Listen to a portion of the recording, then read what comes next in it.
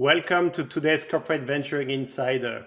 Today is going to be very special. We have Bill Taranto with us, and he's outgoing co-chairman of GCV Leadership Society, and clearly one of the veteran of corporate venturing who has gone through many challenges and a lot of success too. So we are going to learn a lot from Bill today.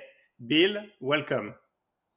Well, thank you, Nicholas. I really appreciate being here. First, let me say Happy New Year. I don't know if it's too late to say that, but someone told me the 7th was the cutoff date to say that. And congratulations on being named the incoming chair of GCV. I think you're going to really enjoy. I think your experience, you've been with GCV a long time as well. I think you'll bring a lot to the table, and it's actually a fun thing to do. I quite enjoyed it with Arvind this past year, and again, congratulations. Thank you. And you're making the podcast very clear the timing. So January 7th, I'm not sure when we will publish it, but hopefully not too late. So Happy New Year to you too. So Thank you. Bill, I like to ask, how did you get into corporate venturing as a first question on the podcast? And actually, I don't think I know the answer to that. So I'm looking forward to know how did you get into corporate venturing?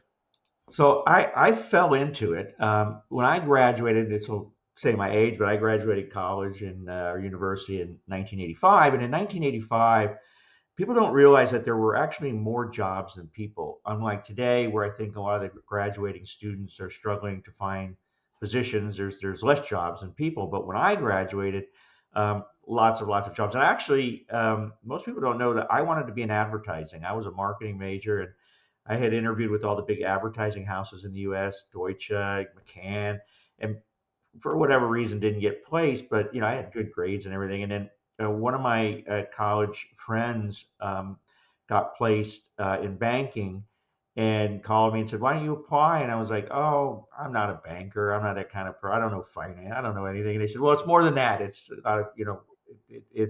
it's outward, thinking. It's people. It's all these different things." And so I did that. I got placed and started my career in banking, and then had the opportunity a number of years later to join Johnson and Johnson, and that's really where I kind of honed, I would say, my investment and venture capital skills. I spent almost 18 years at Johnson and Johnson, and the group I was in there was really interesting, and I give J&J all the credit in the world around the way they were very forward thinking as a corporate and the way they were using venture capital as a way to sort of think about the future of, and of course, my industry is healthcare, so specifically about healthcare. And what our group was responsible for was looking out 5 years or so and trying to predict where healthcare was going to go. And then could we place equity investments to prepare J&J for that future? Now, remember back when I started, in J&J and investing was around the late 90s, and we didn't call it digital health. We didn't call it what it is today. It was basically technology and health, not even health IT, which kind of was the next name. It was just technology and health, and we were trying to solve basic fundamental problems around data. Believe it or not, big pharma wants access to data. It's one of the biggest fundamental things that drives our business is data, and we were just trying to figure that out in the early 2000s. And what was really fortunate for me was J&J let us make mistakes because we didn't, they had a traditional, they had probably one of the oldest venture capital firms in the world for a corporate. I think it's something like 80 years old, but they were mostly doing therapeutics or supporting the mainline business. This was something new, right? Looking at technology and trying to think about the future of healthcare and where technology fit in versus therapeutics and devices and consumer products. And so they let us make mistakes and learn. And I thought that was really kind of interesting, at least when I was starting out in the sort of venture world and investing for J&J is, but we ended up learning what drove healthcare and what was important from a technology perspective, at least in the early days of what was going to be that future, if you will. And we built a really interesting practice around investing in some really, I think, standout companies that really sort of drove what J&J was looking for, but the industry. So we weren't just investing on behalf of J&J, we were actually looking at the pharma industry and seeing what could help them. And really, like I said, built a really fabulous practice. And then out of the blue, I got a call from Merck in 2010, and they said, "We love what you're doing at J&J. Would I ever consider leaving J&J and coming over?" And it was kind of funny because when I was talking to Merck originally, they didn't even have a therapeutic fund. I'm like, you want to invest in technology before you do therapeutics? You're the only pharma that doesn't have a traditional therapeutic fund. They were doing everything out of corporate development at the time. They're like, yeah, we want to do technology, and we really like what you're doing. And uh, it was kind of a great time because almost a white sort of whiteboard palette because Merck didn't know what Merck didn't know in a sense about at least technology corporate venturing piece and I think really even about general corporate venturing because they weren't doing it. And so I had the ability to go in and I had a lot of lessons learned from 25, for the 20 years or so I was at J&J about how if I had the opportunity to really structure a corporate venture firm the way I wanted, what would I do differently? And so it started with me just telling Merck, going, well, here are like 7 or 8 things that I would like to see happen. And a lot of it was around, structure and things I wanted to see. I wanted to bring my staff with me from J&J. I wanted experienced people. I didn't want to have to tin cup it. I wanted the money all up front. I wanted to be responsible for all the decision making where we'll report to a board, but all the strategy and investment thesis was going to be done by our team. We wanted to have experts that were venture capital experts. We wanted to have the freedom to operate. And I actually wanted to outsource a lot of what we do because I found a lot of times when I was at J&J, you got caught in the corporate machine. You called legal and they can't return your call because they're working on so many other things for the other parts of the corporate. So I wanted to make sure I was able to outsource some of the fundamental functions that made our corporate venture firm lean like an independent or institutional firm Lean and fast. corporate.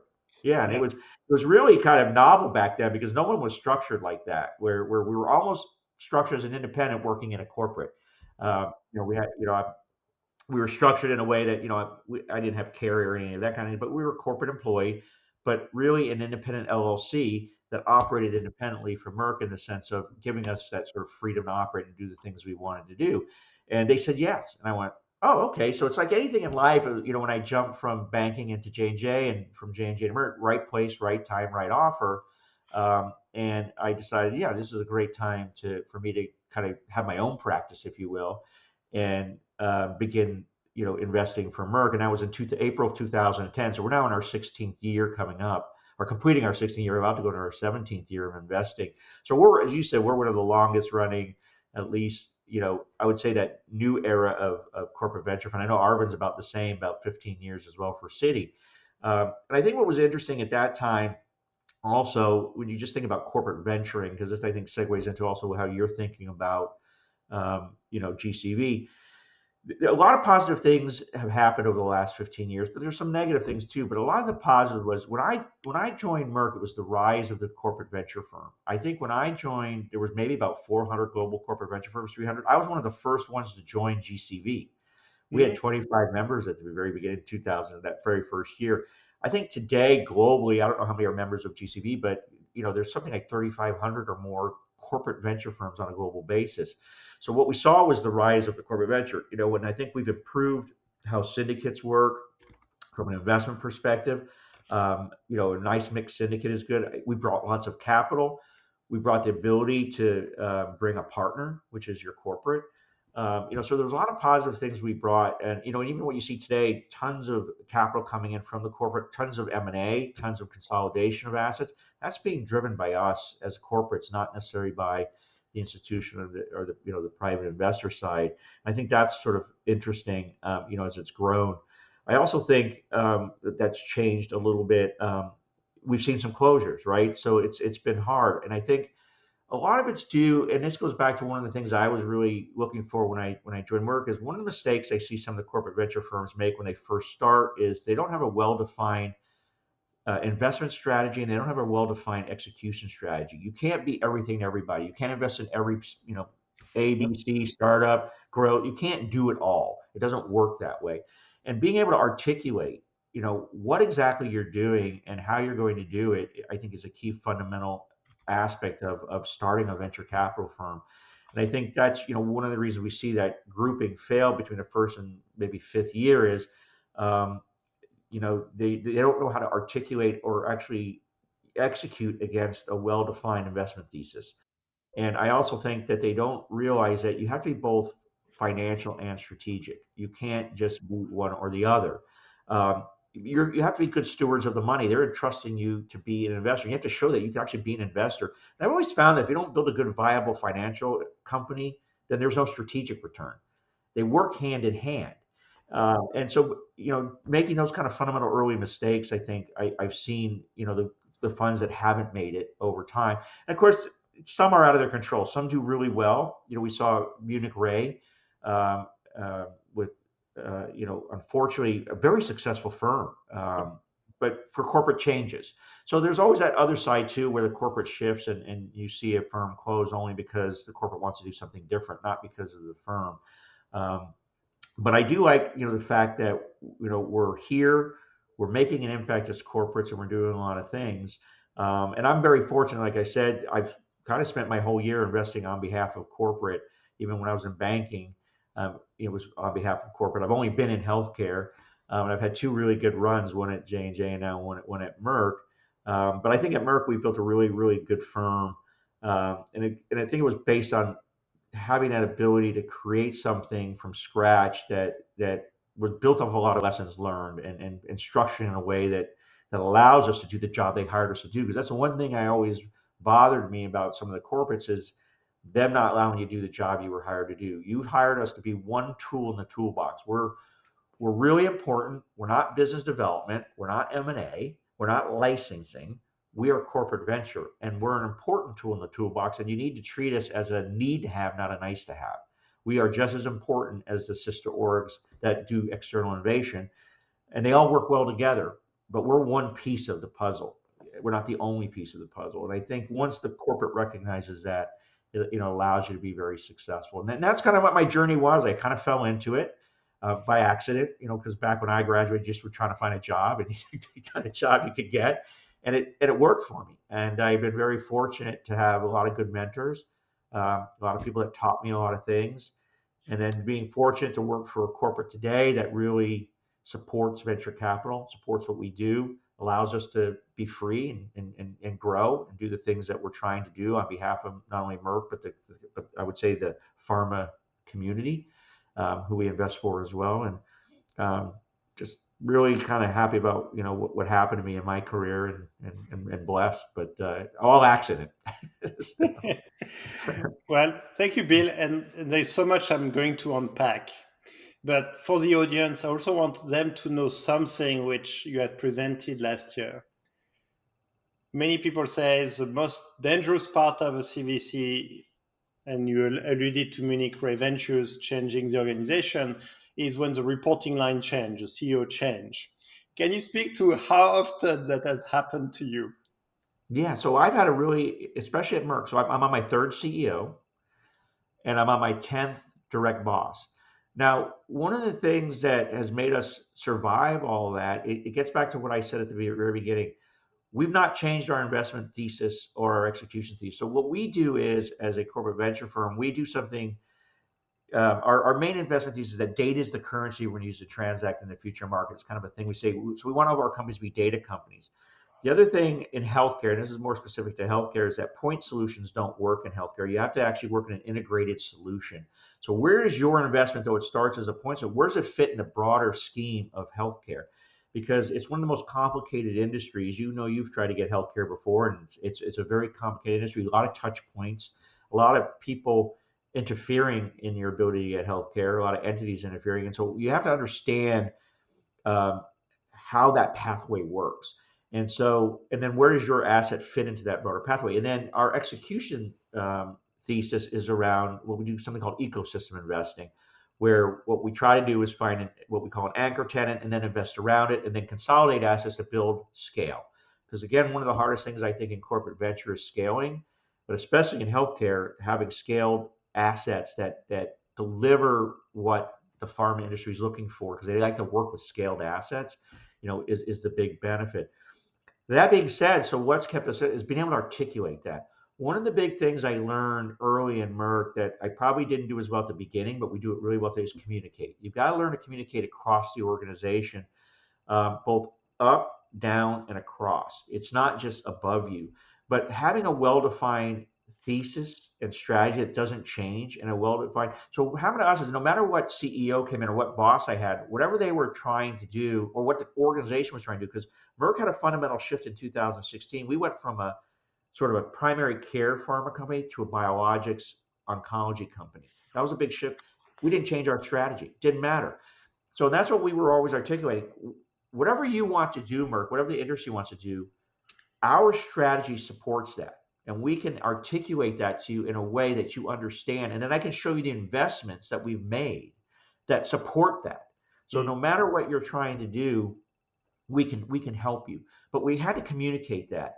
And as I said at the beginning, one of the mistakes I see corporate venture capital firms make is they don't have a strategy. They don't really have a way to articulate exactly what they're doing. So when they have changes, they try to shift their strategy or shift to whoever's new. And what they should do is try to maintain, a strategy that is flexible and evolves, but it's sound and fundamental that allows you to progress forward. So I think that was one of the key things, being able to communicate and articulate. I think secondary to that, and it's not the most important thing, but you have to show financial returns. Ultimately, no matter boss you have, and I've never met a CFO that didn't want to have financial returns. So don't let them fool you and say you're strategic. Even if they try to tell you you're strategic, they're going to look to whether you're good stewards of the money and can make financial returns. So I think no matter what, quick wins early on make a difference. I think if you can just show that you know how to make smart investment, and look, we're like any other corporate venture firm. We've had our failures, right? It happens. But our successes have well outweighed any failures we've had in the 90 some odd investments we've made. And I think that's important, but you have to show that fundamentally what a venture capitalist does make money and knows how to manage the money smartly. And the corporate is entrusting you with the large amounts of money. And we've invested over $1 billion. That's a pretty big trust over the 15, 16 years. So I think making sure that you can do that, and it takes time, right? You're not going to make returns immediately, but you have to make returns, and then you have to show the strategic returns. I think the last piece, and Arvind and I have talked about this quite extensively, is you have to communicate to your parent that this is a long game. No matter what, corporate venture doesn't happen overnight. And I don't care what industry. I've looked at all the industries. I've talked to almost everybody at GCV from there. This is a long game. You've got to prepare that this is a 5 to 7 year game, maybe even longer. I've had some investments that have gotten 8 or 9. They've done well, but it takes time to build companies. And that's what's different between M&A, business development, licensing, is we're building companies. And we're here supporting the entrepreneur world, and that takes time. And I think that's something that a lot of corporates don't quite understand because they're used to going quarter to quarter on sales. That's how they're incentivized. And I think lastly, if you could help sort of align incentives as well, that's kind of a big piece, kind of keeping yourself alive. But that's, I think, what's helped us. We've communicated well. We have a well-defined thesis and strategy. We have certainly done well financially. We've shown in the last 5 or 6 years strategically we are making good, returns for you as well. So now a great combo that helps, over time. And we've done all the right things that I think the corporate understands. And I think also letting them know that this was never going to be a short-term play for you. If you're going to invest in creating a corporate venture firm, you got to minimally try to pull 10 years out of it, at least. Now things can happen, as we've seen, and you might make decisions after that, but pulling the plug after 1 or 2 years, you should have done it in the first place. So I think that's, what's helped us, because I've had a lot of changes in leadership. It's not affected us in one bit. I think it was important for the audience to appreciate that, because when you talk about communication, it's not communication at the beginning, it's throughout the years for 15 years to be consistent. And I like to think about strategy, about what you decide to do and what you decide not to do. But the strategy in itself is not enough if you're not good at communicating the strategy and executing on it. And I think you've proven that across so many change of reporting lines and CEOs. And I thought that was quite interesting. Now, there is one thing which I want to ask, which I think is very specific to your career in a way, is you work for pharma companies, which I find very different from nearly all other corporates that I've had the experience. All the other corporates, including the ones I've worked, have the type of outcomes that follow a distribution law. Most of the projects will have good ROI, very few will fail, very few will be exceptional. And pharma is all about this gated approach for drugs discovery, for example, where you will have an amazing outcome and it's an outlier, and it follows this kind of power law. And I wonder how much of that translate in pharma companies, drug companies being so much better fit to understand corporate VC and VC, and therefore to provide the right support and the right patients you just mentioned. Yeah, that's a great question. I think we are kind of a unique industry because one of the things, just in basic drug discovery, forget venture capital, it takes years, right? And you don't know if it's going to work. You spend billions of dollars and 15, 18 years later, you finally get to market and you get 8 years after that, if you're lucky, depending on your patent and adding, additional indications, all those kind of things. But it goes quick in a sense of your time on market. But to get there, so Merck, and I think pharma understands risk, right? And I think that's a fundamental difference where venture capital is risk. I think the other interesting thing is where we invest is what we call pharmaceutical services. So what we're trying to do is support how pharma gets better. How do we do drug discovery better? How do we do clinical development better? How do we do manufacturing better? How do we do supply chain better? How do we interact with the patient better? Right? Those are all common themes amongst pharmaceutical companies. We all have the same use cases, which are the problems we're trying to solve. So one of the interesting things too is we're one of the more friendly industries. People don't realize that. Yeah, once you launch a product, are you competing? If you have a like, yes, that happens. But we do drug discovery together. We do clinical development together. We co-market together.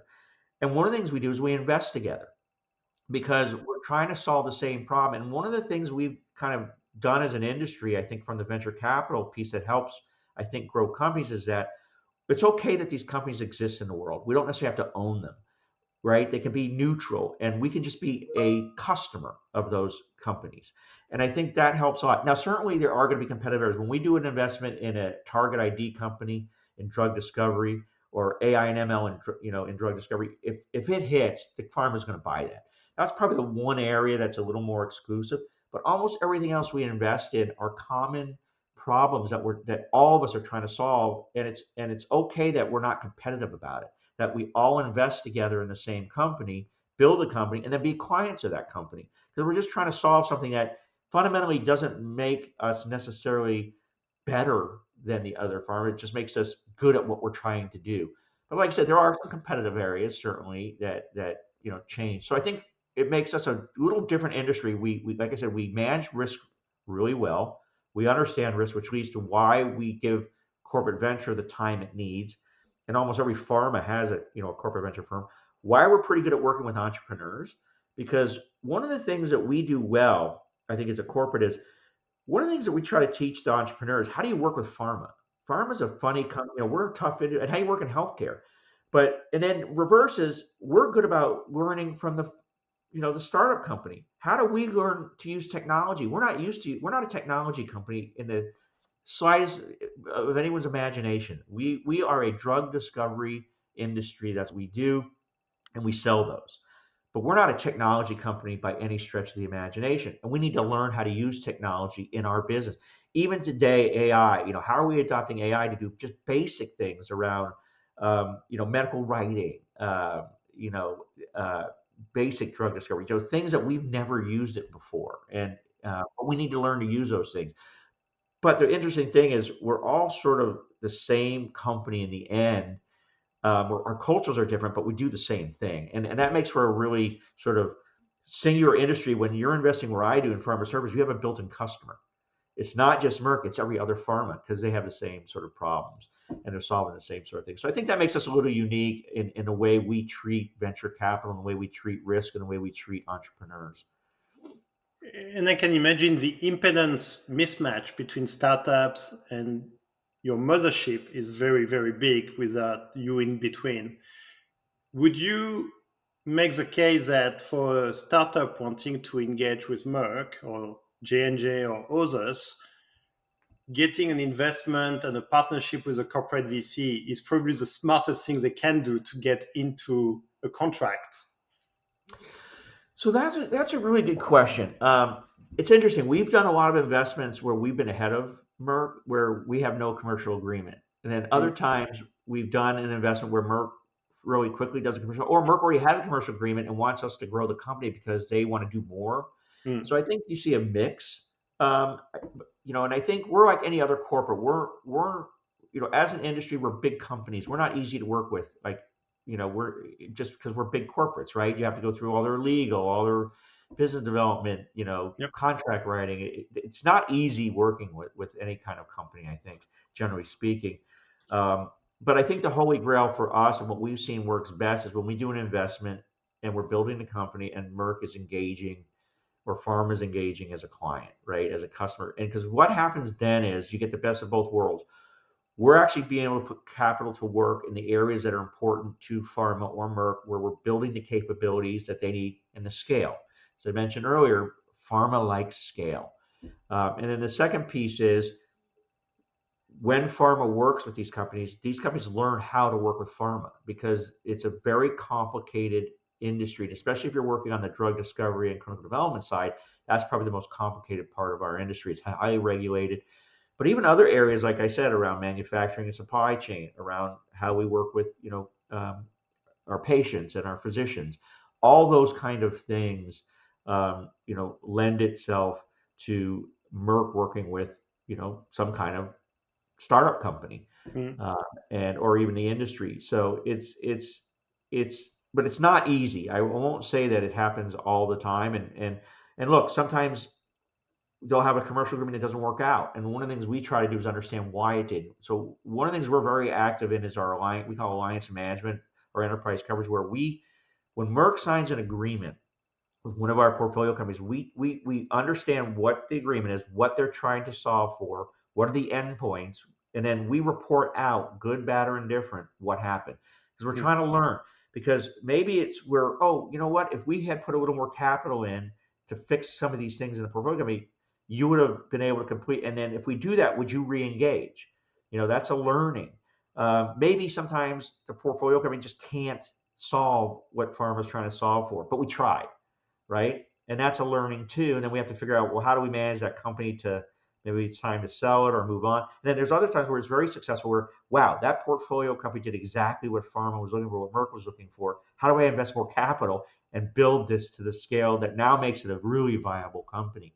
And I think that's an important other piece is the understanding of what happens when your company signs a commercial agreement. Because a lot of times it gets lost, right, in the translation. We don't let that happen. Because a lot of times the person that signed the agreement goes on to another job in Merck. We don't if that happens, we don't care. We are tracking that thing. We are that interface between the portfolio company and the mothership. And we are going to tell you whatever happens, whether you like it or not. And that's for us a way to learn. And it's for you But to that's a learn too. huge value add, and this continuity, this guarantee of follow through.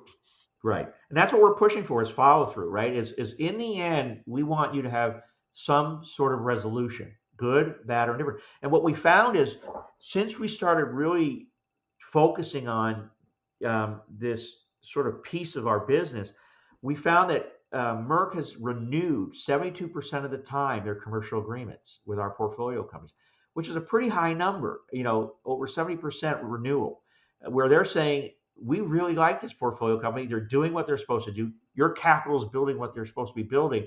I want to continue the relationship. And that's important. Now, what we do is look at the other 30% and say, what happened? Yeah. Right? The good stuff is easy. It's my dad used to always say, don't tell me the good news, the bad news. Yeah, tell me the bad news, because the good news takes care of itself, sort of thing. But we got to understand it, that 30%, well, what happened? And how do Mm. we make that work? And sometimes it doesn't, but that's venture capital. But to your point, for us, when we can have both us investing and Merck engaged or the industry engaged, that's what we're trying to do. That's Mm. what builds the best company. Yeah.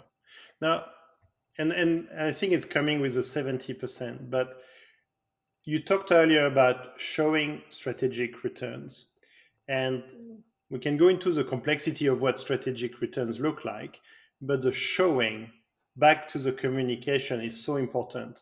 For the audience who are thinking about starting a corporate VC or who are on their first years of corporate VC, how would you give maybe your tips or best practices for showing strategic returns?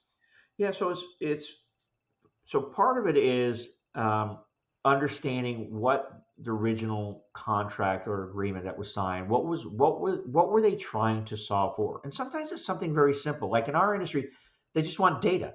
And was the data good? Like or something that's very complex.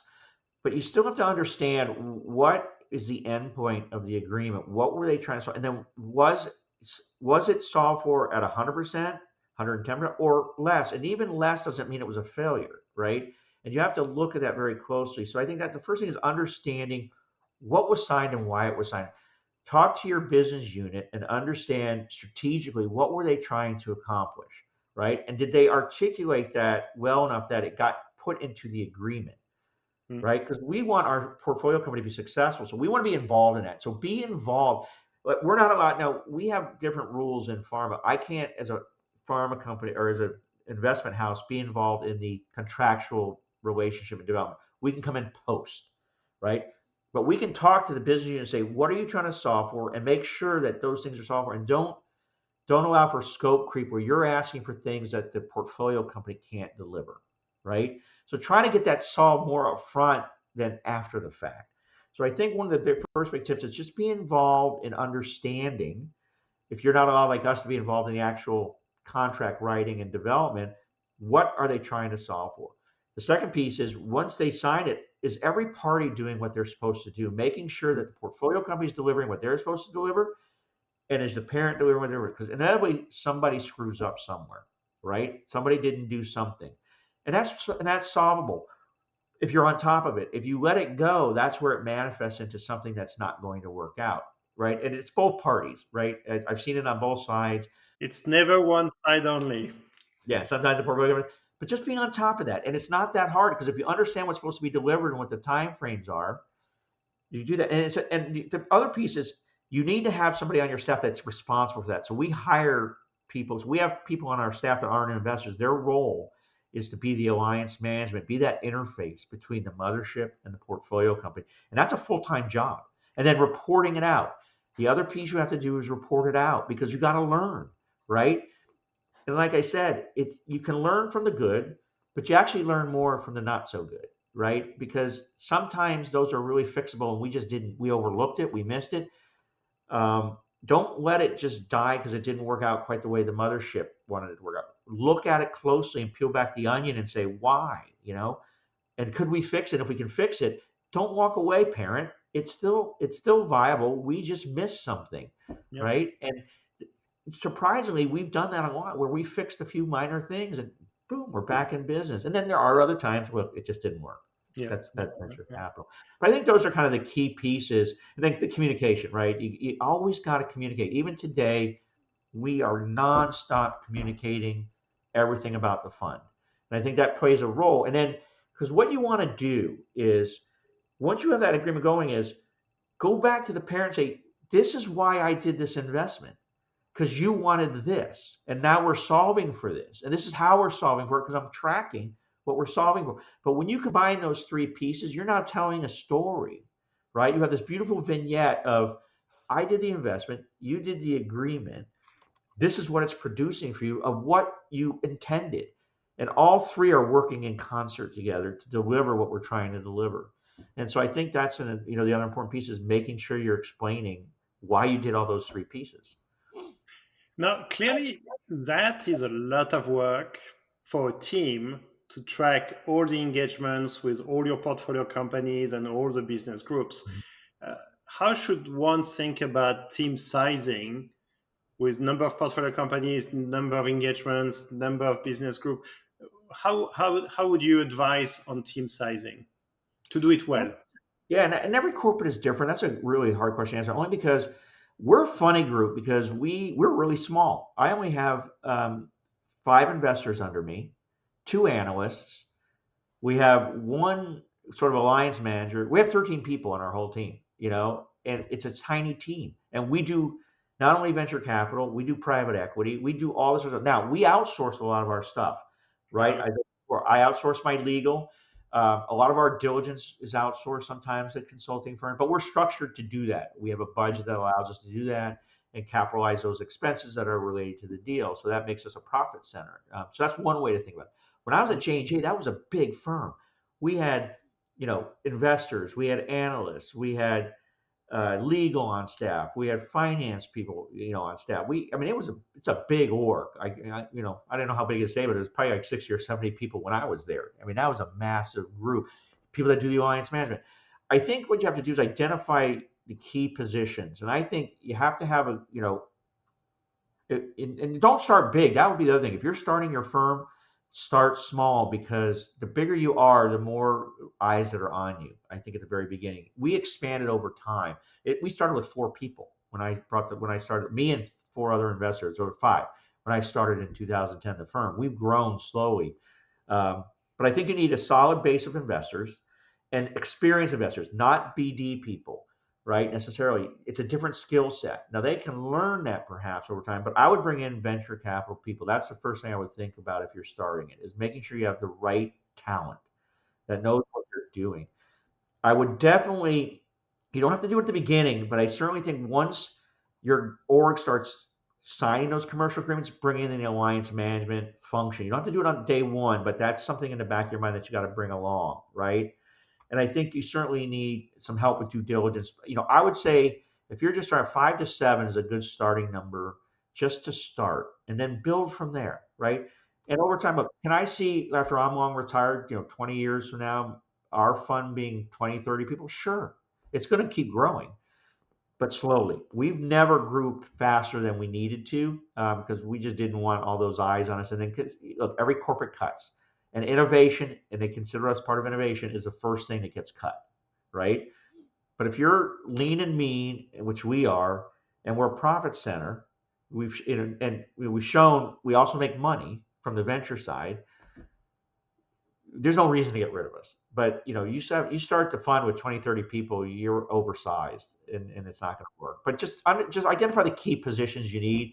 And then we brought in over time, the last, like, we ended up needing a CFO, COO, right? Because there's a lot of back office things that we still have to do with all the reporting to Merck, right? We're still an LLC. We still have to do all the reporting.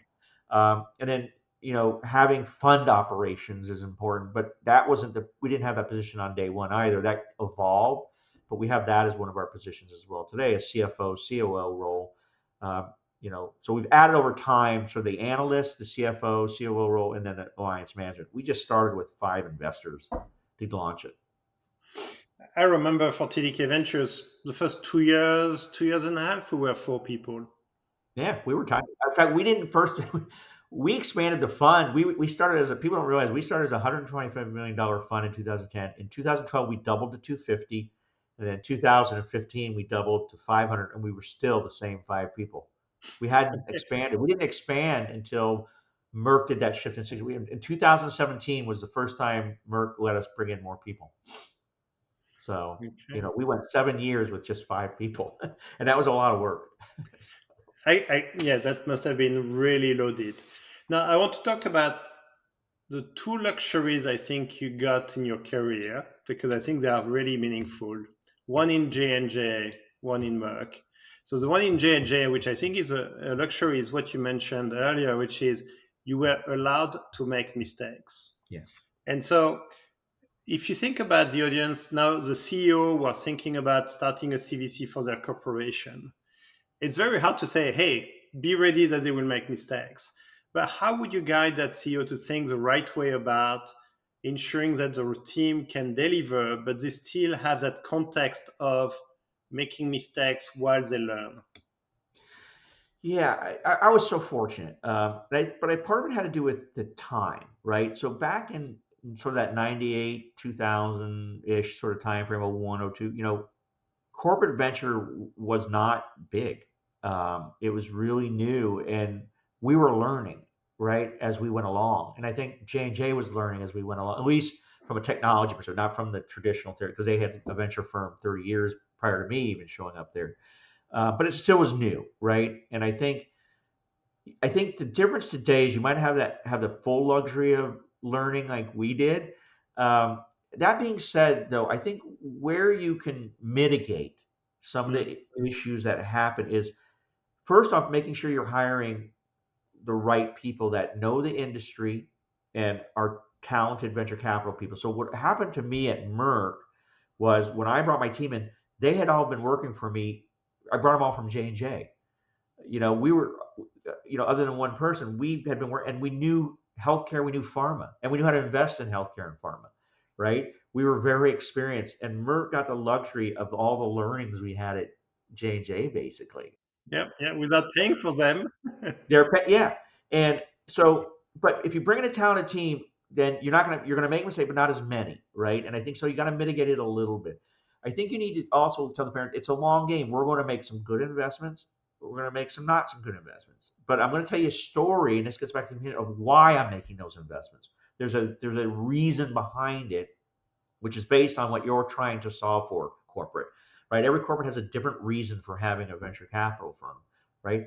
And I think you get to make mistakes when you make money. So one of the things that I found too, even at Merck, was we had a few at the beginning, but we were quick to be because we knew what we were doing. We made money really quickly from Merck at the beginning. Like in the first 3 years, we had exits already. That buys you time to kind of learn, make mistakes. Because we were still learning Merck, right? Merck was evolving, changing. We were a new fund, even though we had, I thought, a very sound investment thesis and strategy, but we had to test it still, right? And we brought that from, and then again, where Merck, I look at that was the same investment thesis and strategy we had at J&J. We just took that and ran with it because it worked. But we still had to prove it to Merck, right? Because they, after 1 year, they could have got rid of us because it said, "Oh, this isn't working," right? And so there's a few things I think you have to do, but I think it starts with hiring the right talent that understand the industry, having the quick wins, and that buys you time to make mistakes. I just don't think it's as easy as when I started. It was a little different environment, probably, but you're going to make mistakes. It happens. We make them today. Even as experienced as I am, it doesn't mean things don't happen. And then you learn from them, right? And that's what you're always trying to do is learn. You're maybe you're too humble to say, but I think, and it's back to what you said about communicate, communicate, communicate, which I think you act with transparency, and I know you enough to know that, which I think means you're building trust, which means that mistakes, when they come, they are not total surprise. You've shared about the risk of them. I think there is an element of communication and transparency that also is helping. I think that's huge. And we had always been very transparent. Like I said, we got better at our communication, but we were always very transparent with our board, with the company, with all of our business partners. Like I said, we don't hide anything. If it's something not happening, well, if we have a right to, we tell everybody this is what happened, right? I mean, we communicate everything out. I think that's quite helpful. And trust takes time, right? And we built, we're 15, 16 years in. The best compliment I ever got was somebody said to me, the executive committee, the board of directors, they don't wake up in the morning worrying about the venture fund because you've built, over time, the trust, the reputation, right? And of course, if I ever retire, they're going to start worrying about it again because I'm not the guy there anymore. But it's going to go on. But the point but that was built over time, right? And with leadership changes, but being able to make sure they understood why we're here, why we're doing what we're doing, why we have these not only successes, but where we're learning, right? How we're improving, because that's what you want to do is improve as a fund. I think that transparency is a key too. I think that's a good point you make that um, you know you're there to help the org. That's what you're a servant leader. I think in venture capital, right? Our role is just to help the org. Our successes are great, but in the end, if I'm not helping the organization, then maybe other than it translates, I can get probably an easy job if I ever left in institutional, but I need to help the org, and it's a combination of both financial and That's a strategic. golden nugget, actually, which is back to the why, back to the strategy. I want to touch on the second luxury I heard from you, which is when you joined Merck, you had that luxury of blank sheet of paper, but from the learnings before, and you could say it should be set this way, we should do it that way, I should bring my team to do it. How would you say someone who's starting a CVC today, if you could only have 60 seconds with them, it's like they only have one or two tips from Bill, what would you tell them? This is what you should insist, and everything else doesn't really matter. Yeah, I think one of the big things is freedom to operate, where let us do the job you hired us to do, right? We will work with the business units, but we don't want to take direction from the business unit, right? We want to work with them, we want to understand their use cases, but their job is to do what they do from the business unit perspective on a quarterly basis. My job is to make equity investments that support that. So let me do that and let me have the ability to do that. I think that's a key thing, is, and we call it freedom to operate. Make sure you have the right staff, because that will give you that ability to do that. And Yep. and try not to tin cup it. If you can get an allocation up front, that makes your life so much easier. Where if you're not going around to the business, one of the things I didn't like at J&J, and I don't know if it's still this, it's been years since I've been at J&J, obviously, but you used to have they called it that comfort, where half of your money had to come from the business unit. Well, the problem is the business unit is trying to sell their product quarter to quarter, and they're not necessarily thinking about the future, right? So when I joined, I said I want the allocation up front. Give me the 125 million, and then if we run through that, we'll see if we deserve another allocation, which we did, But I didn't want to have to go around asking for money. I wanted to be able to make the investments that you hired me to do to drive the results that you were trying to do. I think the last piece is really work with your business units to understand we call them use cases, but what are they trying to solve? And then what are the most critical? Because you can't do everything. I get inundated with use cases all day long from the business, but some are very minor, and it's like you need to solve that on your own. Equity is not going to help you, or even a non-equity partnership. Not everything has to be equity, but understanding their use cases. And then that's how you drive your investment thesis, is I'm solving your problems that are most important to you. And if I can do that, you're going to be happy. Because what we've always found is if the business is happy with us, then the Merck is happy. If we're not solving problems for the business, we're useless. But if the business says we're doing good, forget our returns and all that stuff that comes, after the fact. But if we're helping the business, then that's your champion. And we let them talk for us, not us. I think that's the other key thing. Uh, one thing I've always told our team is we don't need champions from the business group, but we should act like we do. Yeah. Yeah. Exactly. They're what's going to drive your success in the end, right? When they say, "Wow, they did this really cool investment. We partnered with it, and it did this." Yep. And you let them tell the story. We always like to feature in our communications that we do someone from the business saying, "You don't tell us your success." Yeah, right. And then Yep. they just happen to mention us. We don't go out saying, "Oh, we were successful making this investment. They did that." We try to get them to be the one that's focused. And then when they are, that goes across the org. Then more want to work with us. Wait, you worked with the GHI fund? How do I work with them? And that's that. It builds on itself if you make them the star. So I think you mentioned about money upfront, freedom to operate, in a way, freedom to operate like a VC, but with all the superpowers that comes from the mothership. But one thing you mentioned earlier was a decision responsibility. And I think by that you meant being able to make decisions for investments that doesn't require championship from business group. Right. How important do you think that is? And in a parallel universe where let's assume you needed championship from business group, knowing how well you work with them, would that really have impeded you, or do you think you would really have managed to do it without? Yeah, I think again, every corporate's a little different. I think we've managed to do it without, but it's not that we don't have champions, right? We're solving use cases or problems, right? And so Mhm. when you go to a senior business leader and say, "This is your most important thing you're trying to solve for. I can help you solve for it by doing this investment. What I need from you is over time, not necessarily doing, but I need you to interact with this portfolio company from a commercial perspective." When you do that, right, and you do it well, then everybody wins, right? We're building value from an equity perspective because you're engaging from a commercial, but you're learning from a commercial perspective, which then in turns build value for my company. It all works symbiotically together. But I think what's important is not that you have to have a champion per se. It's making sure that they're not making the decision, right?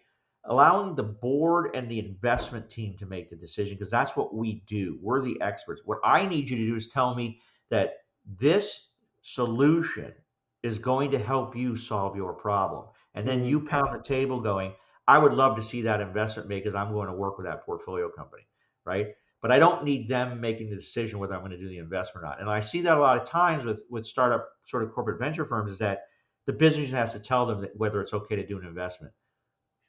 that that's not necessarily their skill set. And then there are times where you need to be ahead of the company, right? I've made investments where there is no commercial agreement, and I don't expect one for a year to 18 months because I need to build the capabilities to solve your use case. But then I go back to you and say, guess what? I invested all this capital. This company's ready to work with you.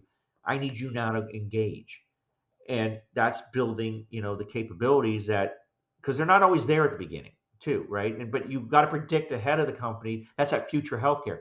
I'm going to solve for a use case that isn't solvable yet, but I will invest the capital to solve it for you. Yeah, no, it's really well said. I want to shift gear now, talking about GCV. Yeah.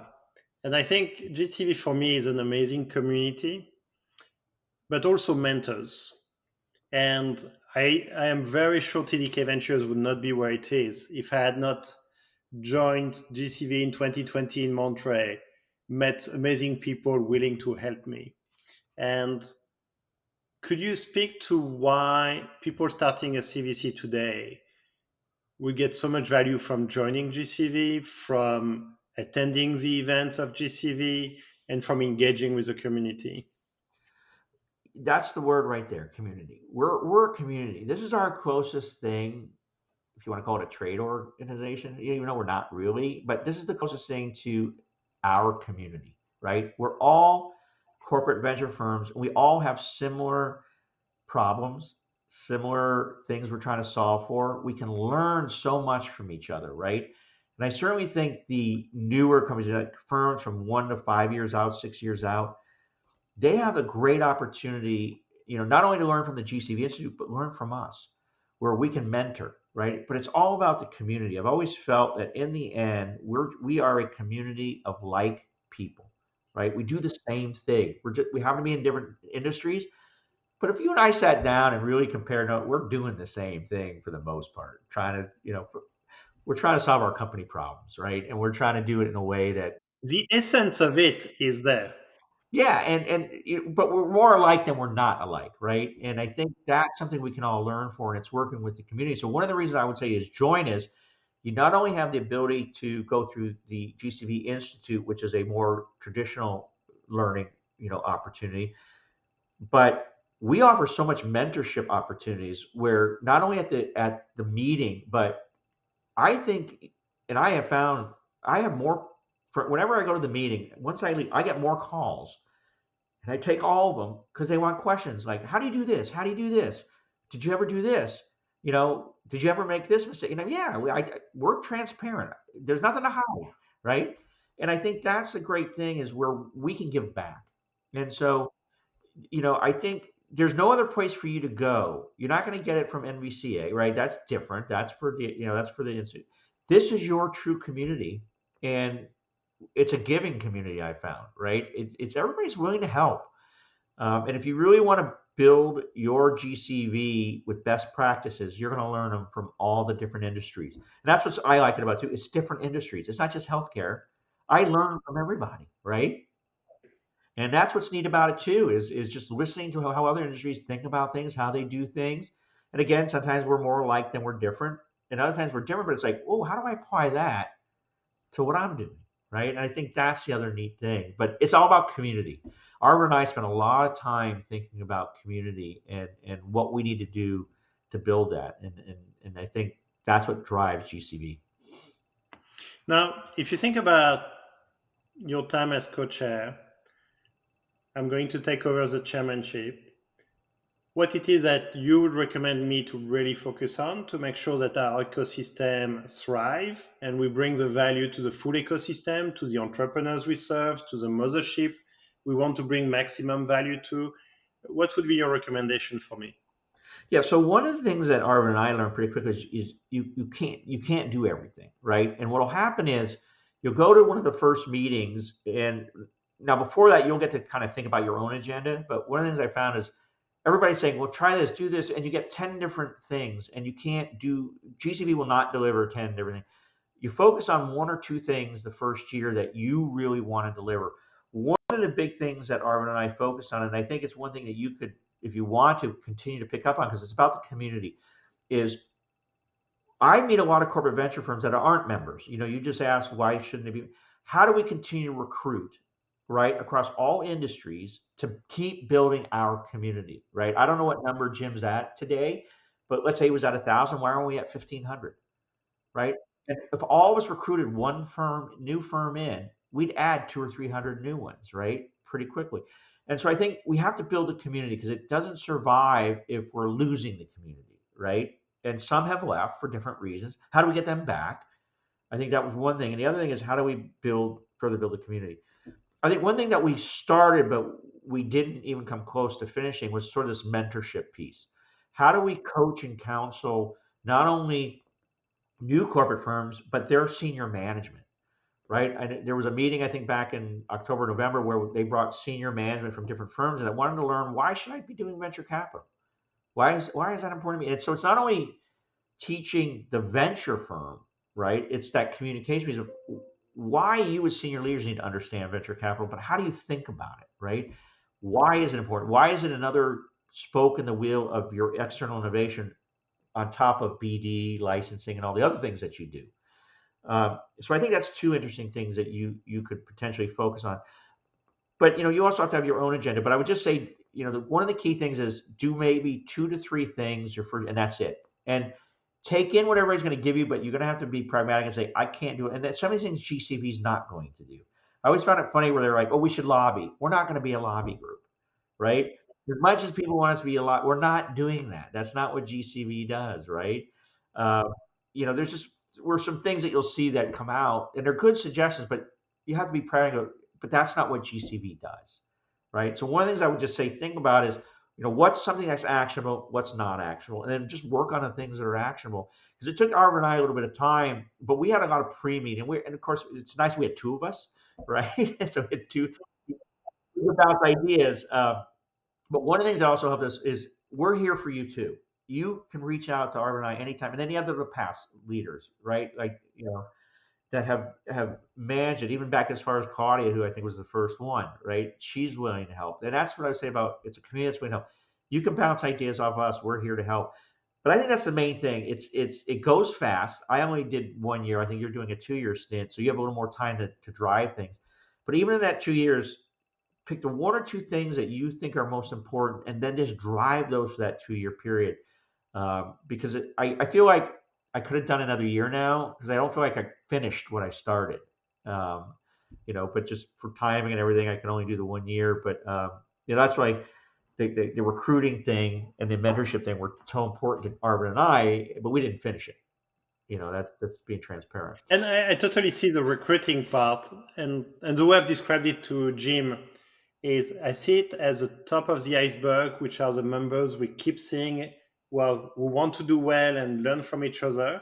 But we have the bottom of the iceberg who are not members, who don't come, who don't have a chance to bounce ideas, to learn best practices.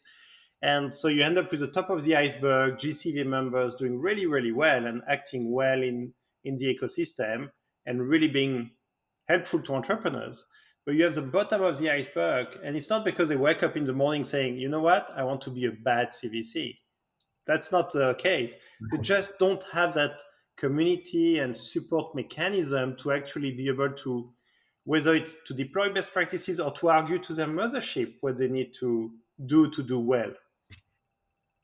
Yeah, I agree. And I think it's important. I'm with you. We have a solid foundation, right? But we're missing a lot of venture capital firm corporate VCs that aren't part of this.